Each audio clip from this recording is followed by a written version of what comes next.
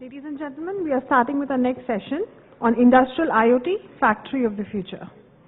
I am pleased to welcome on stage our session moderator, Dr. Jitendra Das, Director, FORE School of Management, and the fellow panelists, Mr. Sanjay Kaul, Managing Director, India and SAARC, Cisco Systems, Mr. Pawan Kumar, Vice President, South Asia and Managing Director, Altair, Mr. Manish Sinha, Chief Marketing Officer, Sterlite Technologies Limited, Mr. Vadiraj S. Katti, Managing Director, I-Triangle Infotech Private Limited, Mr. Sanjeev Arora, Executive Vice President, JCB India, Mr. Rajiv Singh, Partner, Deloitte India, Mr. Amol Mate, Vice President, Industrial Business, Altizon, Mr. Subrata K. Mitra, Director, Public and Government Affairs, Huawei Telecommunications.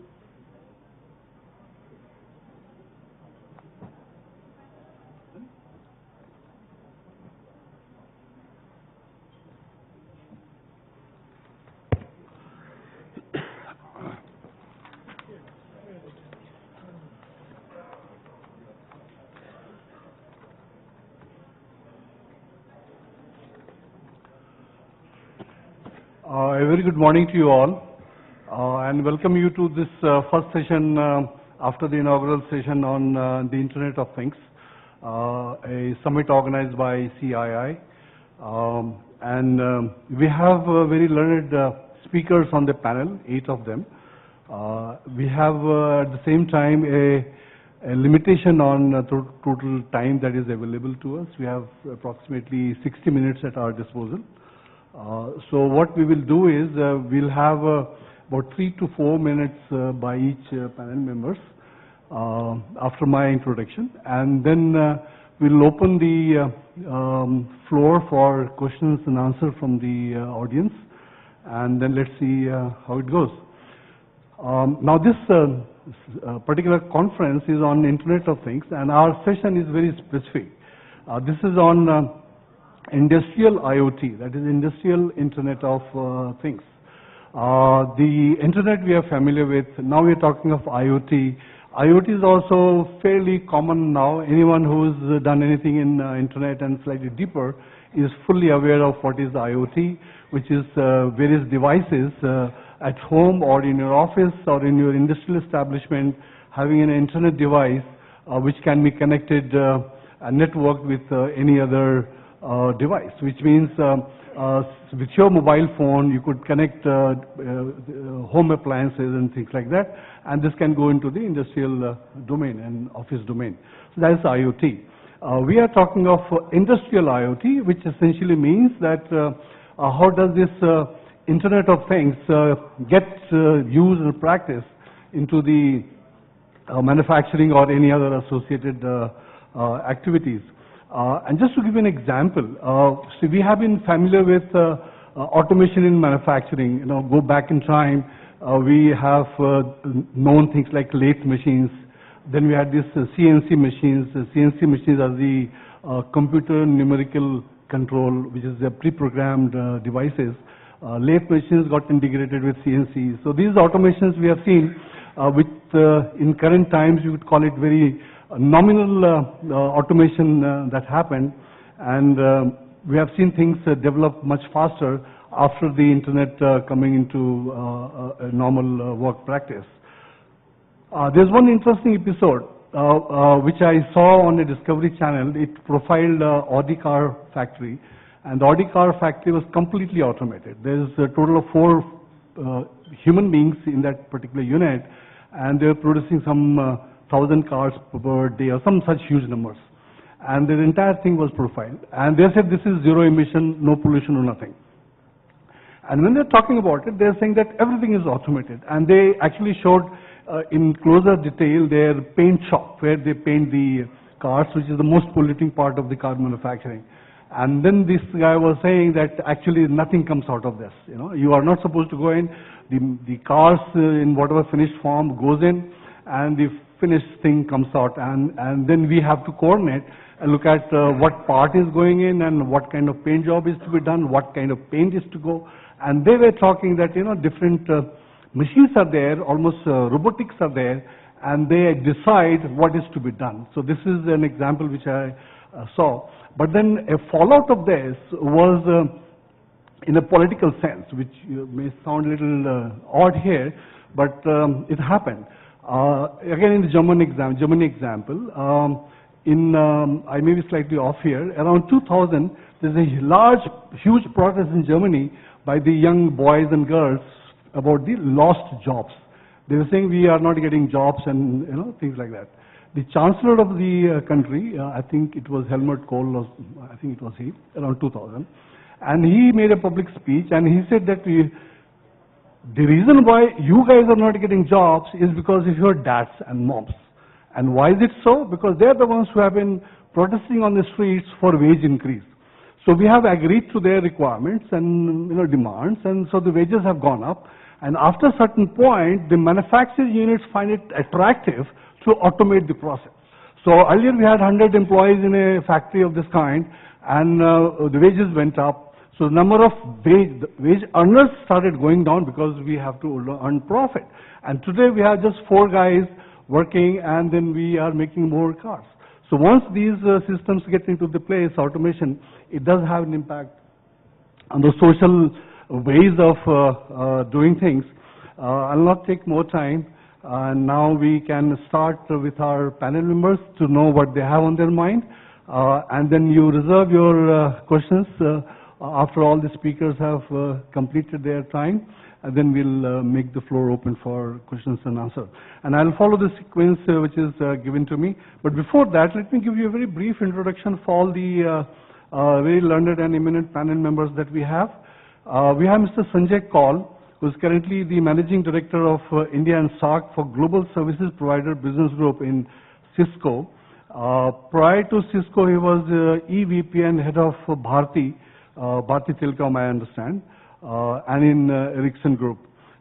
He has done his engineering from NIT Durgapur, and he's done his management from Harvard Business School. Really proud to have him working in India. I'm sure he could have gone anywhere in the world. And we have Mr. Manish Sinha. He's with the Sterlite Technologies Limited as Chief Marketing Officer. He's a BTech from IIT Delhi and MBA from Calcutta. He's also been involved and worked with McKinsey and Company, which is a prominent consulting firms. We have Mr. Pawan Kumar. He's the Vice President South Asia and Managing Director of Altair. He's been with this company for quite some time. He's looking into Middle East, India, and Asian and Australian countries. He's done his bachelor in industrial engineering and a master's in marketing and sales.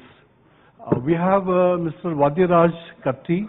He's the managing director of iTriangle Infotech Private Limited. He's actually the founder of iTriangle Infotech Private Limited, and so he's an entrepreneur, and we love entrepreneurs these days. And he's been working in the domain of GPS, automotive, and enterprise solutions. And he's been in this for more than 30 years in this sector. We also have with us Mr. Sanjeev Arora. He is the Executive Vice President of JCB India. He's been on the Executive Board of JCB and heads his product development, innovation, and growth initiatives. He's the executive sponsor of various digital transformation initiatives across JCB India. JCB is almost like a generic name today. You don't call a equipment by its use, but you just say in Hindi, JCB laga do, like sarf le aao. So it has reached that level, and we'll be very happy to listen to him how he and his company has done things in India. And I'm sure India is a very different market, so they would have done a lot of creative and innovative things than the JCB US to see how things are more successful in India. And we have Mr. Rajiv Singh. He's the partner at Deloitte India. He's been in this sector for more than 21 years. He is the senior director at Deloitte. He leads the automotive and industrial products and services sector and is based in Delhi. Okay. We have Mr. Amol Mate. He is the Vice President, Industrial Business at Altizon. He has over 18 years of experience, and he has been working in the areas of industrial engineering and supply chain management from Asia and North American region. He has done his master's in industrial engineering from West Virginia University and a bachelor in industrial engineering from Pune University. I have not asked him, but he could be very well be almost like an expat kind of a executive working in India. We also have Mr. Subrat Mitra. He is the Director of Public and Government Affairs at Huawei Telecommunication. He essentially looks at the government affairs of the Huawei Telecommunication, and he has over 2 decades of experience in this domain, particularly in the ERP and supply chain and logistics. He has earlier worked with Oracle, IBM, and IFSCB and Gati. Mr. Mitra is a postgraduate in management from MDI, Gurgaon. So these are the illustrious panel members we have with us this morning. And now we'll have 3 to 4 minutes by each of the panel members to share their thoughts on IIoT, which is Industrial Internet of Things. We'll start with Mr. Sanjay Kaul, Managing Director of India and SAARC at Cisco. Thank you very much. Good morning, everyone. Yeah. Good morning, ladies and gentlemen. Absolute pleasure to be here. So, what do I cover in 4 minutes? So, let me start with why are we discussing industrial IoT? What is leading to the notion of industrial IoT? I think if you look at the trends, the consumption, if I take a look 10 years ahead of us, is going to at least quadruple if we do things BAU, business as usual. I mean, we see that the technology in terms of automation and the robotics is really growing leaps and bounds.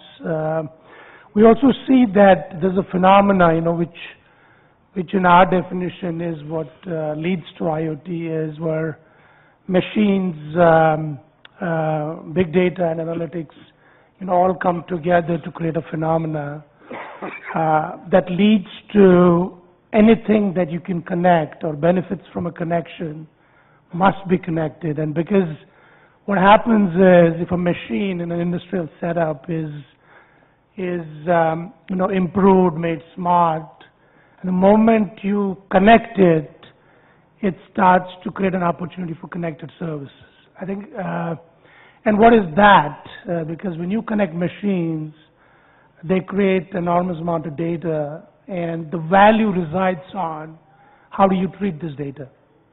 So I think that's clearly the second trend. Third is safety, because when you look at talk about any sort of industry, security and safety is a very, very important element. And I think with IoT and the applications that we see on the rise, kind of addresses that fact. So I think this is, all these things put together are creating a motivation and a business case why industrial IoT will thrive and will create opportunities for the industry, for example, that I am representing. Cisco, we were involved in creating internet. I think John Chambers, our ex-chairman, was the guy who coined the term IoT.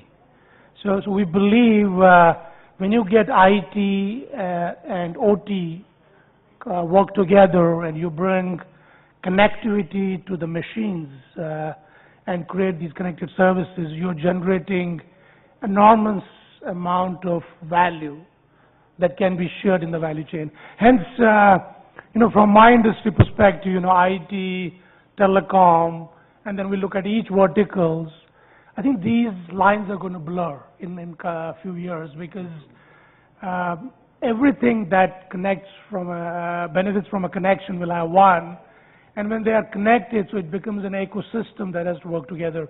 And mind you, last word here is that value is in data, and data is perishable. So that means when the data is getting generated, you have to capture it then. You want to make sure you're analyzing the data, you're getting the needed information and the inside outfit, and you're acting on it. And that's where, you know, that economic opportunity comes in. I think we did an analysis from an India perspective. We looked at 10 years ahead. This IoT in total, including industrial IoT, has a potential to form 23% of India's GDP in the next 1 decade. So that is the kind of potential we're talking about. I'll stop here. I know I'm crossing. Thank you. Okay. Thank you very much. That was a good start for us. Now let's have Mr. Manish Sinha, who is Chief Marketing Officer of Sterlite. Mr. Manish. Thanks so much. That was a very power-packed 3 minutes, Sanjay. Yeah. You said a whole bunch of things there. I think IoT and IoT in general is actually almost one part of the trinity of solutions we are seeing that will be, in my view, the silver bullet that solves humanity's problems. So taking a little bit of a higher stance there. Effectively, in the reason why we as humans have always won against adversity is because we capture data, analyze, and then take actions, right? And in this, the world that we are entering, we are moving probably for the first time, the human race will be about 9 to 10 billion people on this earth. We need to create food for them, water for them.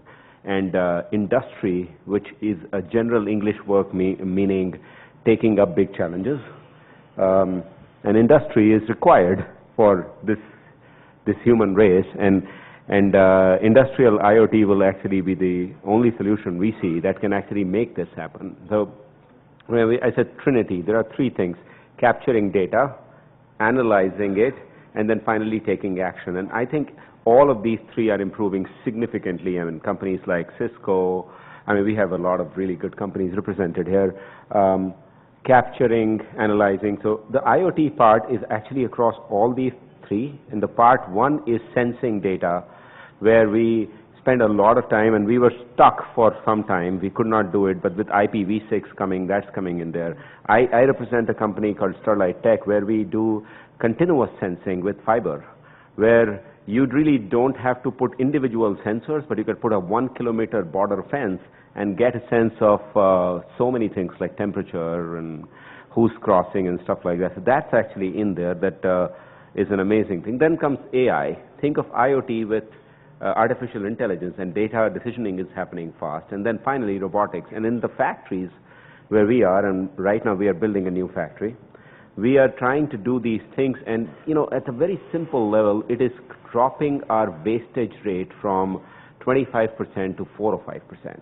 Right? That's and it is layer 1 of what we are doing, and we are doing this right here in India, which is amazing. And I think the fact that we can do things in a smaller footprint with a much better control and less wastage actually will be the reason why we'll be industrial enough to support the world that the way it is going. And you know, very, very happy to see that our country and overall the world is moving in that direction. So yeah, great. Yeah, thank you so much. Yeah, another power-packed 4 minutes. Now let's have Mr. Pawan Kumar on the right. Yeah, I think on the side. Okay. Sanjay and Manish spoke very nicely about the technology and what comes out of the application also.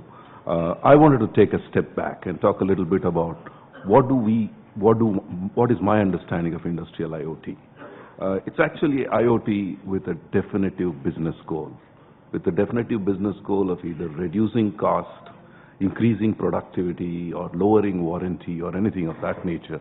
Whereas consumer IoT, in my definition, is something which kind of caters to probably a business goal of selling or doing something of that nature. The 3 areas that we have seen the maximum spend in industrial IoT applications, if you break it down into the top 3, the first one that we see is in plant operations. How do we see plants becoming more productivity? How can machines which are in a production line be connected with one another, and then with a central system which guides the whole productivity across, and various parameters go into that. The second area that we see of most investments happening is in logistics and supply chain. the whole supply chain of how IoT-enabled devices can then contribute to your logistic pipeline. The third area, which is very dear to my heart, is the maintenance part of it, the maintainability of it. Maintainability becomes the most critical part, and as a company which like Altair, which is more focused on helping our customer make better products using technology, we believe that this is the silver bullet, as I think borrowing from Manish or Sanjay spoke about, where we can actually bring the digital twin to a reality. Today, we have very expensive assets out there, whether it be aircraft engines or backhoe loaders or JCBs, and we have lots of them running around. How can we possibly predict a failure? Can we take the data that's coming in, meaningfully interpret it, and derive and drive a simulation to see whether that particular product will require something very soon or not? So these are the, I would think, the key benefits that I see from a maintenance perspective. And I would like to now hand it back to Professor Das. Okay, oh great, thank you. I think we are moving faster than expected. That was a good take on the implementation, the practical aspect of IIoT and involving AI. Now, without further loss of time, let's have a quick take on this by Mr. Vadiraj Katti. Good morning, everybody. It's good to be here amongst this gathering. Well, when I look at this from iTriangle's point of view, when we look at this industry, we talk about industrial IoT, we talk about consumer IoT. We look at this industry from a supplier point of view, from a developer point of view. And currently, when we go about doing these things, we have been talking to various customers, various companies on the to understand what kind of solutions that are needed and how do we optimize the solutions. And when we talk about optimization, it's not only about giving tangible solutions that exactly suits the requirements or meets the requirements of the customers, and also balance the cost from an Indian perspective. The industry, I believe, is growing at an extremely furious pace, but of course there are a lot of challenges. When we look at it from a potential point of view, we are talking about India. I was reading a survey some time back that India is going to own about 43% of the global industrial IoT. Well, that's good news, but then when we talk about at the base level, when we talk about understanding how to develop these things at a very optimized level, we need to understand that we have to have quality as our base, and we have to have lean structures as our business plans, and then go about developing these solutions, go about giving tangible benefits to customers, and also have a sustained relationship. When we talk about sustained relationship, we talk about quality, we talk about maintenance and things like that. Well, smart factories, smart warehousing, smart supply chains, or intelligent transport systems, whatever you talk about, a vehicle telematics also is industrial IoT, or a smart factory is also industrial IoT. Industrial IoT, for sure, when we compare consumer IoT and industrial IoT, consumer IoT always is driven by the end customer, and end customer generally is always a very cautious customer. He would like to experiment, he would like to understand, and then start consuming, and there is a takeoff period. But industrial IoT, I believe, is here to stay, and amongst our panelists there have been so many companies which actually use these solutions, and they will testify to this, that we are ready to start using these solutions. What we talk about is increasing security, increasing productivity, and increasing efficiency, which effectively kind of translates into converting bottom lines from good to better. So in that respect, I think we are just there, and then we are about to explore. And from a startup scenario, I wouldn't call it actually a startup. From a young company scenario, I think India has a huge potential, because 71% of the companies use young companies or young startups to ensure that they get these solutions at a much faster pace and at a much faster better cost. So in that sense, industrial IoT is going to grow at a very fast pace, and amongst this gathering, I think I see a lot of people who are into this business of providing solutions. It should be good news for us, but at least I believe, being in this industry for the last 10 years, I believe the secret to giving stable solutions is understanding the domain and work directly towards it instead of going around and then beating the bush. That's about it, Mr. Das. Yeah, thank you very much. A good take on the consumer and the practical aspect of it. We are midway through, and I thought I'll give you one small example just to prime your mind further. This example of a ketchup factory, a tomato ketchup factory in the U.S. So they harvest tomatoes, and so they harvest it and put onto a truck. Then on a conveyor belt, it is washed. And then before it is sent for mashing it up or whatever, they need to ensure that the tomatoes are all red. When you are harvesting, you may have some tomatoes which are not red. Now we are talking of some like maybe 500 tons of ketchup being made per day in a huge factory. How do you filter out non-red tomatoes versus red tomatoes? So what they do, they have this tomato going up on a conveyor belt. It goes up, and from there it falls on the ground. When it falls, and there are two bins. If it is falling like this, there are two bins like this. The red ones fall here, and the green ones fall on the on the other side, towards under the belt. And this looks very funny, interesting. How does the tomatoes know that I am not red, so I have to fall in this and I don't have to fall there? And then somebody asked this question, how do you do this? I mean, we use technology to, remove tomatoes. Now just think before I tell you what they do it. How can you ensure that in your bin only the red ones go, and the ones which are not red goes into a different bin which is filtered out, and the ones which are red are actually then picked up and goes to those container systems for mashing it up to make the tomatoes. So just for a few seconds, just think. We don't have that much time, but think how would they do it? Now, what they do actually is that they have what they call, we have guns.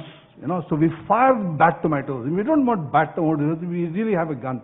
So what do you mean by gun? So when these tomatoes fall, they actually, when tomatoes go up, there's no one tomato on the top of another. They're all in single layer. So when they drop, they have sensors. And the sensors see that this guy is not a good guy. And then this guy fires. And they fire not a bullet, but they fire they squirt high pressure air. That is a very high pressure air just blows out, and there's just about enough for the tomatoes trajectory to be changed by just by 5 or 10 degrees, and so therefore it falls onto the other bin. So we have a sensor, you have a gun, you have an air gun, and then imagine how the IoT can get into this to make this more efficient. You may actually prime the entire system to know how many bad tomatoes are coming beforehand, and then you can organize things appropriately. So this is how the technology is shifting. And incidentally, in this tomato example, there is no AI, there is no artificial intelligence. Imagine what will happen when you bring in AI, because before I gave you the solution, I bet none of you could have figured out how would they remove the bad guys from the good guys and the tomatoes are falling. That's how the technology is shifting. Now let's move on and let's have Mr. Sanjeev Arora, who is the Executive Vice President of JCB, and incidentally JCB being an American firm, right? It's a UK. Sorry, yeah, British, UK. So they do a lot of Indianization of their activities here, because India is a very special kind of a country. Nothing, if it works in US, it did not work in India. If it works in UK, it did not work in India. So they do a lot of what they call Indianization of things. We have little time. You can ask some questions later on. Over to Mr. Arora. 3 to 4 Thank you, Dr. Das. That was a nice red tomato things. Well, I want to be very quick, so I put the timer on. I think I have to compress a lot of things together. First of all, I think our world is changing so fast that in the next 1 year, 3 year, 5 year, 10 years, we're going to be actually living in a very different world. And what I want to talk about today is the factory of the future, because we've covered few things, and I'll probably talk about the JCB Live Link, which is on products. First of all, today in the world competitiveness, India, if we had to go up, we have to really transform our manufacturing, and how do we, so what do the factories of the world, factories of the future look like? And when Germany started Industry 4.0, the fourth industrial revolution, they were really worried about few things. And they got immense benefits once the industrial internet was applied. But I think we got to go beyond the industrial internet, the IIoT, and actually see how it fits into this next world that we're going to live in, where the cyber and the physical worlds collide. And how would really they really work? So today, for example, the complexities are increasing so fast in the manufacturing world. You're making number of variants. Somebody, I think, talked about the Audi factory in Germany, where you can make number of variants, multiple variants from the cars.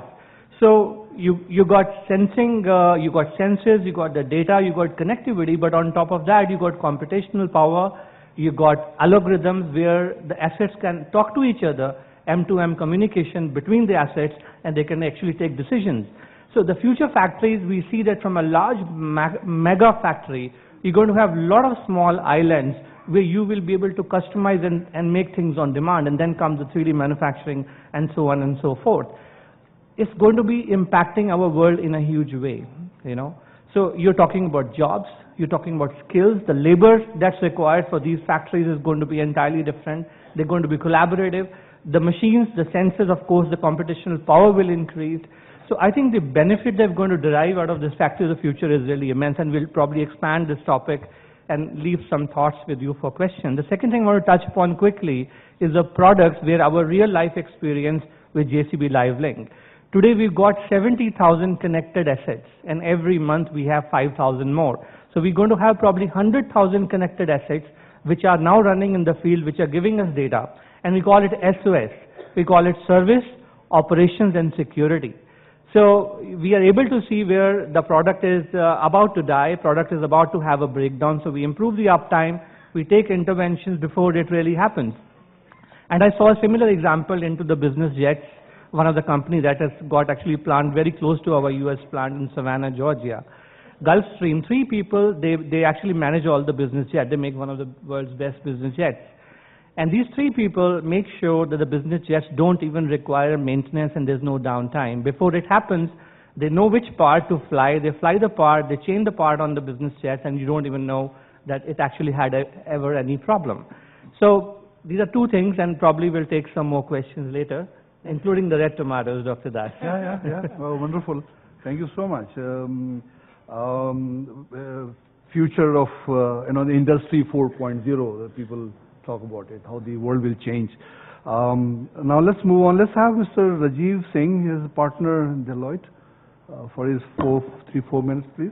Yeah, thanks, Mr. Das. Of course, I was listening to all the people, and the task was becoming difficult because I was thinking, okay, this is spoken, that is spoken, what do we need to speak, and so on and so forth. I'm just going to make 2 points, and I'm going to pick from where you left, Sanjeev, on the factory of the future.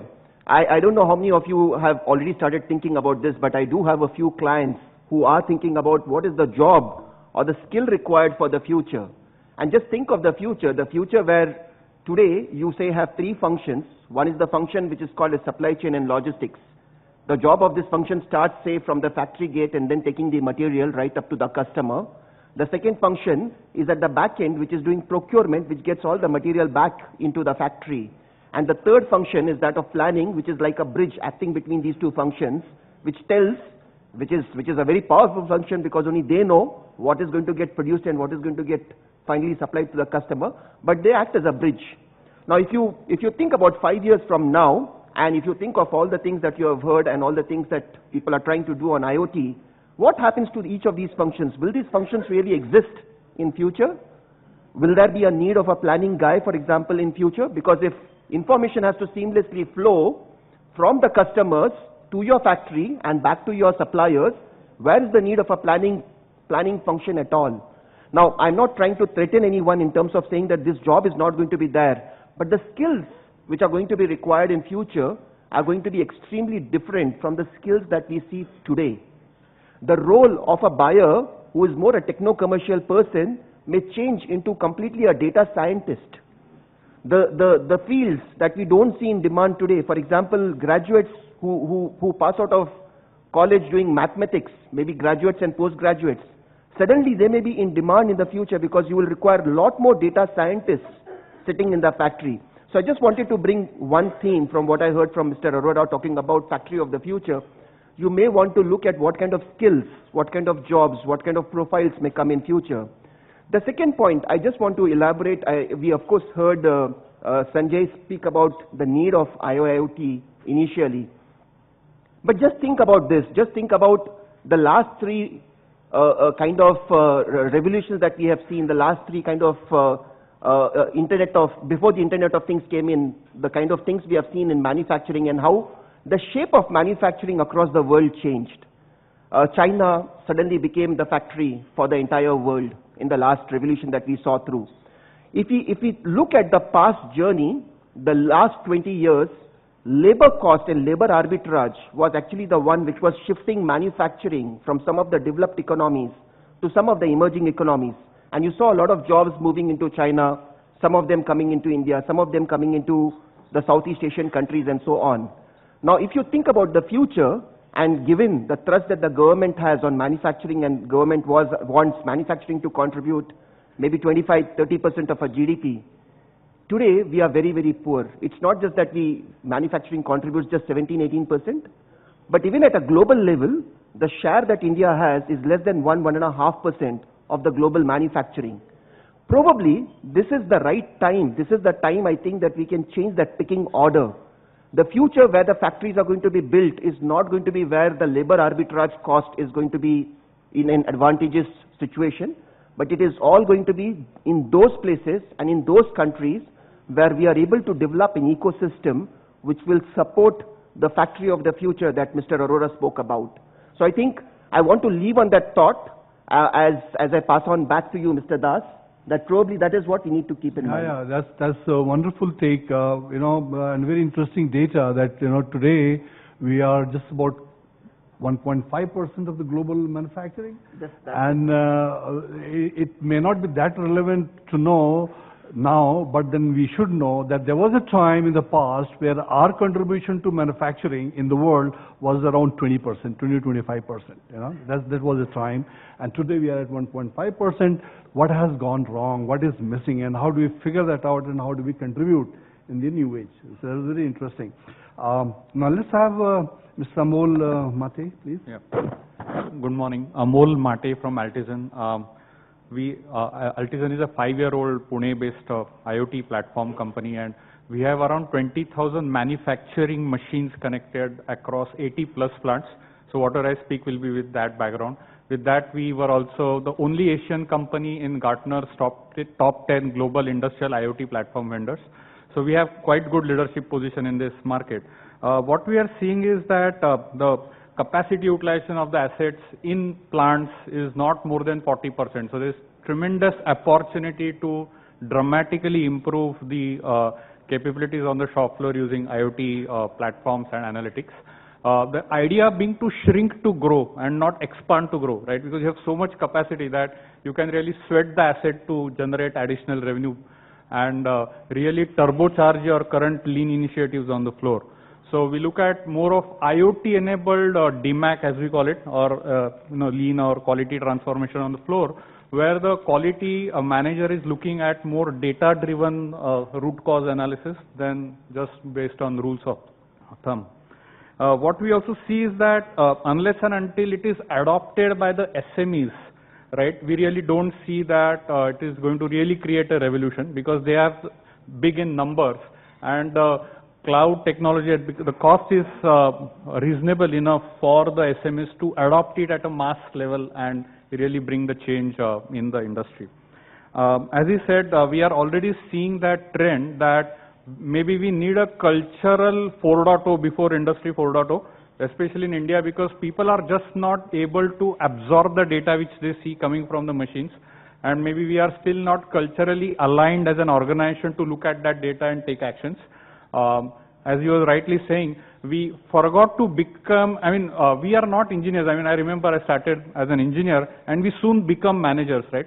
So there is a direct threat to a person who is just coordinating and planning things, and maybe we need to become an engineer again, right? Going back to our original skill, because that is what is going to be required to look at the data and do fundamental process transformations on the floor.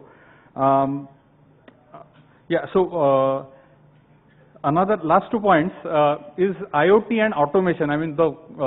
what we see is that organizations are trying to push their automation budget through an IoT budget, which is not what we really want to do. I mean, they're all wish list of the last 5 years suddenly comes up when they want to, suddenly digitize their plant.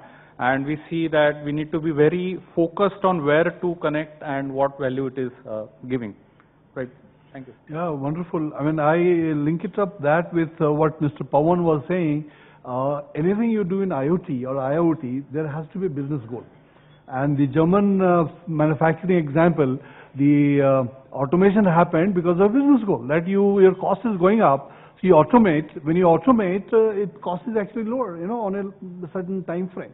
So that's how the industry shifts and undergoes a change, because we always want to be efficient and we have competition. If there were no competition, maybe the world would be very different. So we have a competition. If you don't adapt to the new environment, you are out. You get deleted from the the business landscape. So now let's have Mr. Subrata Mitra on my left, please. Thank you, Professor Das.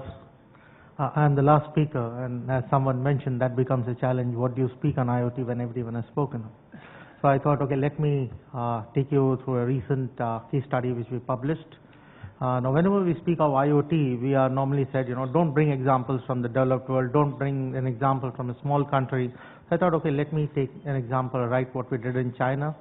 And there's a reason why I took that. If you have heard, the Honorable Prime Minister did mention that we need to double the agriculture income, because that's the only way you can kickstart the economy and grow to the double-digit GDP growth. And animal husbandry forms the significant portion of our agriculture sector. Now let me come to the problem. If you take the milk productivity in India, the cow yield or the buffalo milk yield is one of the lowest in the world. Just to give you a number, it's around somewhere around 9 tons is the annual capacity of if it's in the US, New Zealand, Australia, and other major milk producing countries. China, it's around 6 tons, and India, it's around 1.22 tons, while we have the largest cattle population in the world. So even if we can just double the milk productivity of our cows, which is a doable number, we are talking about doubling the cattle industry, which is estimated somewhere $80 billion to $100 billion, with millions of people, employed and all. Now where does technology help in? The challenge which we faced in China was that, see, as a company, I am in the business as long as the operators are in business. And this thing of, voice has become free, the data is the next oil. So we had to work with operators to ensure that where is the next growth. So there we sat with China Telecom and we said, okay, let's target and work on this sector, which is actually increasing the milk productivity. And what did we do? So we went back and studied. The crux of the problem in milk productivity is that some people may not find it palatable, but the cow, when it is producing milk, the cow also has to produce calf, because it's like an industry. Now, it's a very delicate science there. If you stop, it stops for a moment of producing milk, and that is the period when you want to breed, and then it is again going into the milk. If you miss that cycle, then you have to again wait for a month. So now look from a farmer, just look at it as someone's business. There's a huge monetary loss which happens because you are not able to exactly identify the time, the extra cycle in which the cow needs to go into breeding. Now, in lieu of that, globally what people do is that people inject hormones, and then you say, okay, this is the standard calendar of this month. It doesn't work, and there is a lot of loss. And this injections of hormones and all actually again in turn affect the quality of the milk, because the milk productivity falls to the cow. And this is where we worked with China Telecom and the IoT company in China, and we came out with an IoT collar which was clipped on the ear of the cow, and it is on a narrowband IoT. We tried with others. There were challenges of actual live implementations on the ground, live batteries and all that, and we decided that narrowband IoT will be on China Telecom open IoT platform. And now we started off with around 50,000 cattle last year. This is a 2017 case study. December it was ramped up to 1.26 million. And our estimate is that by 2020, we should be having close to 500 million cattle globally on this platform, and that's a very conservative estimate. Now, basically what it does, it monitors cow estrus on a real-time basis. We are talking about input coming from the NB-IoT device every 3 hours. So unlike an electric meter which sends every day, or a gas meter or water meter, we are talking about 3 hours. So the battery life is for 5 years, and it can transmit over a 5-kilometer distance, and it is being done using the operator. The reason is that unlike the West, where the cattle population typically is around large farms. So just to give you in the US, more than 80% of cattle farms are more than 100 cattle. In India, it would be much reverse. It will be 10, 20 cattle. In China, it is less than 40% of cattle farmers have more than 100 cattle. So it is not possible for the cattle farmer to invest in it, and that's the reason we came with this telecom. And now we are seeing nearly the yield growing by at least 20% in the first year. And maybe that's an example which you should see of taking it in countries like India and other parts of the world. Oh, thank you very much, Mr. Mitra. That was also very useful to know. I mean, slightly, looking at the ground realities, how does cow productivity go up? And I'm reminded of an episode in an interview where a chief minister of an Indian state was being criticized that you are not doing enough to promote computerization in your state. And he said that, I don't know what is computerization. My problem is the floods and famine in our state, extreme poverty. And I don't know how computer can help get rid of floods, and how can computer get rid of famine. So I got nothing to do with these kinds of things. These are, in Hindi, use something, and which essentially means these are just fashionable words for these so-called educated people. Ask them to come to my state and help them remove, get rid of floods in my state. So I got nothing to do with this. But then it does have a lot of implication for society. Computerization can help you handle floods. Computerization can help you handle famine. That's a larger context. So we have had very a good take by these 8 panel members. And I'll take a slight pause here in a sense that I introduced all the panel members and forgot to say anything about me. So a lot of people may be wondering, who's this guy sitting here? So just 1 minute. I'm currently director of FORE School of Management, New Delhi, which is a business school. Prior to this, I was a professor of marketing at IIM Lucknow, and I was also the dean or the founder dean of the Noida campus of IIM Lucknow, the first second campus by any of the IIMs that came up in India. As far as education is concerned, I have done a bachelor's and a master's from IIT Delhi, and a PhD from University of Toronto. And since I'm a professor, I enjoy talking like this and getting into some kind of a debate and discussion. So we are very much in time, and we have about 15 to 20 minutes at our disposal to ask questions. But before I make it open to the floor, there's one concern which has been there when the IoT came up in the public domain and into the business domain, where people have started talking that we must have these kinds of things to take advantage of. And today, I'm sure a lot of phones, smartphones, and iPhone particularly, has this app called home control and device control, which is already there. But I don't have any such thing in my home, so I'm not able to use that app in my home. There are houses which are being sold, advertised in Delhi NCR. It says internet-enabled houses. So which means all the power points, switches, everything would have those devices prefixed. And once you move into the house, you can just link it up to your phone and things like that. You can buy your home appliances which has those IoT things built in there. Now that's at the consumer level, at the household level. At the industrial level, you can have these different machines linking up and talking to each other to bring in more efficiency. But one of the major concerns that has been voiced, and we don't have any solution yet on this, has been on what we call the hacking or the security aspect. Now, for example, your device at home is connected to the internet, and you think you have enough protection for this, password or whatever systems you have. And let's say you have a microwave at your home, which is IoT enabled. And as you move from office towards your home, you want to switch it on so that your, whatever food is there is warmed up for you to, eat almost immediately. This thing gets hacked by someone, and it is, made on for, I don't know, few hours. And exactly when you reach home, suddenly, it goes off and some blast or something may happen because of overheating and things like that. So how do you control the security aspect? Now at home, maybe you may not be that much worried because it's only an individual personal level of loss that may happen. But at the industry level, when your equipments are connected with each other, which is internet, and you may not be, if you are not so strong on security aspect, how do you handle this? So any of the panel members would like to talk on this? How does this security aspect so I think we at? mentioned about, in fact, I want to go a real world example where one of the Merc cars got hacked. And, these days the cars are all enabled with the, ECUs and the networks. And it is a real security threat today that you can hack a car, you can apply brakes, you can switch off the engine.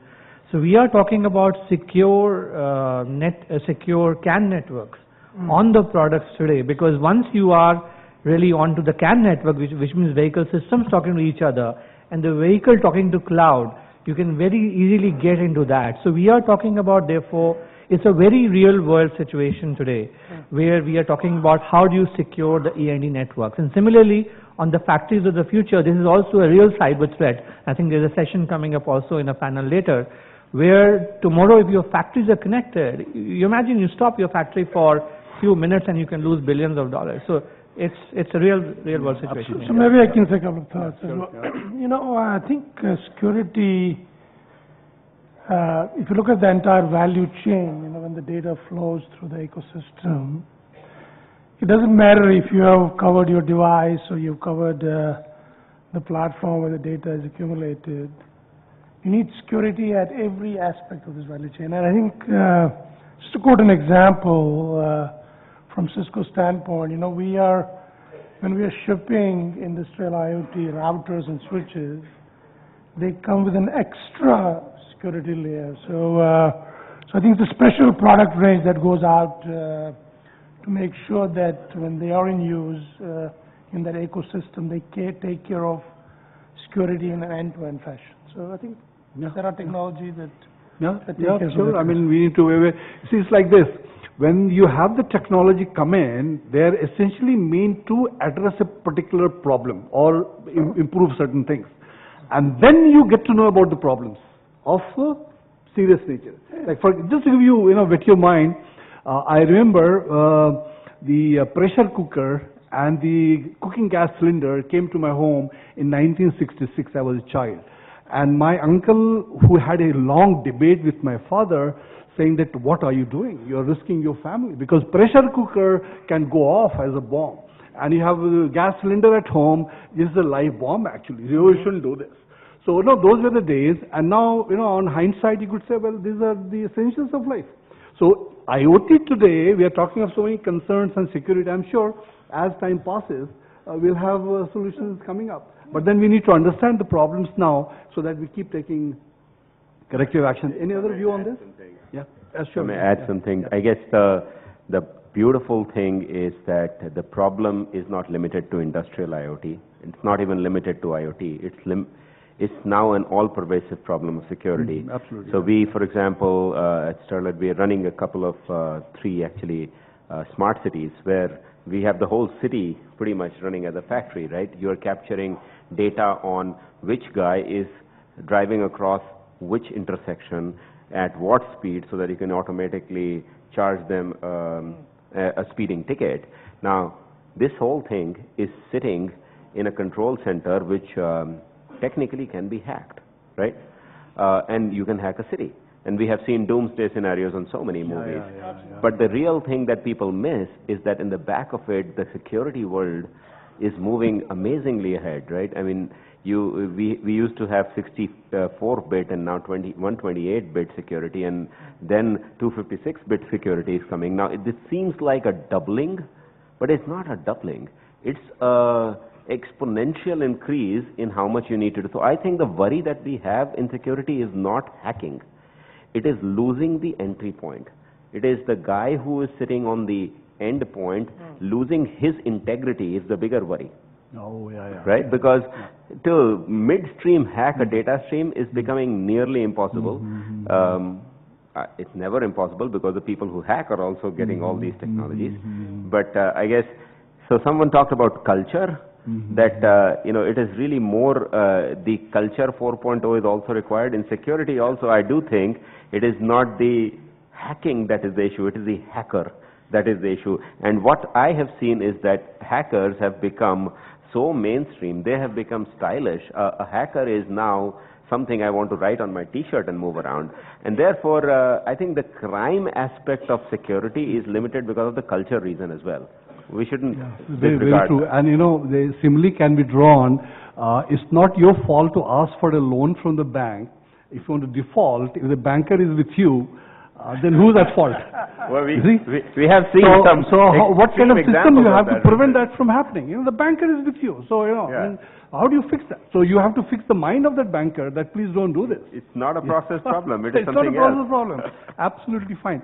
I think we should have some questions from the audience. I saw a hand here, please. Yeah, if you can tell your name and if you can direct the question to a panelist, that will be great. Hi, my name is Ashwin Chaudhary. I'm from CNext Investments. Excellent panel, very nice summaries, as Mr. Das said, far back. Right to the last point, which you were discussing security, glad you brought it up, and I had some specific questions there. You've been seeing a lot of reports lately that, if I may just take a tangent to blockchain, and everybody said blockchain is very secure, but there have already been reports that blockchain is not secure. There are problems. And Manish mentioned IPv6 specifically. And lately you've seen reports that have jeopardized the whole future of IPv6 in distributed denial of service attacks and lack of security. So coming back to the question specifically, maybe some comments from Manish or even Amol, since you're in that line. Do you feel there's a serious lack of keeping up of security firms? In like IoT is moving at lightning space, blockchain is moving at lightning space, we're moving too fast, everybody's trying to keep up. But from what we've seen, there's a serious concern that security is not keeping up. And part of IoT, the future is being jeopardized because that is being a little ignored. So if you want to talk about the professional nature of services and companies, there's Palo Alto Networks, there are a bunch of companies like that who are keeping ahead, but not enough. So appreciate it if you can Andrew's raising his hand. Palo Alto Networks is a real good friend of Cisco, so I'll let them try. No, I think it's a valid question and a very, very, very, very good question. I can tell you, if look at India specifically, I think that's what we're discussing here. I think our IoT will reside on cellular. I mean, and I think today 3G is proliferated, 4G is going pan-India, and 5G is coming. And so I can tell you, I mean, I work a lot with telecom providers, telecom service providers, and I think all of them have a plan to get IPv6 proliferated across the network. And I think it's not going to happen overnight, but there are plans in place. And my sense is 2020, when first tests for 5G will happen, by the time they will be ready with that. And I think that's where the real critical mass will hit from an IoT perspective. So right now we're doing experiments. I think there are some good examples that you heard about. But my sense is it's a couple of years more when the critical mass will hit. And I can tell you, we as a company, and I'm sure our other vendors as well who are in the security space, I think we putting a lot of R&D dollars to make sure that security is pervasive, it's end-to-end, because that's critical. Can I take that? Right. Thank you very much. So from the manufacturing plants perspective, typically there are industrial networks inside the plants which are not exposed to the internet, right? So the corporate network is exposed to the internet, and we typically create a tunnel between them. So the machines actually are not directly connected to the internet-based platform.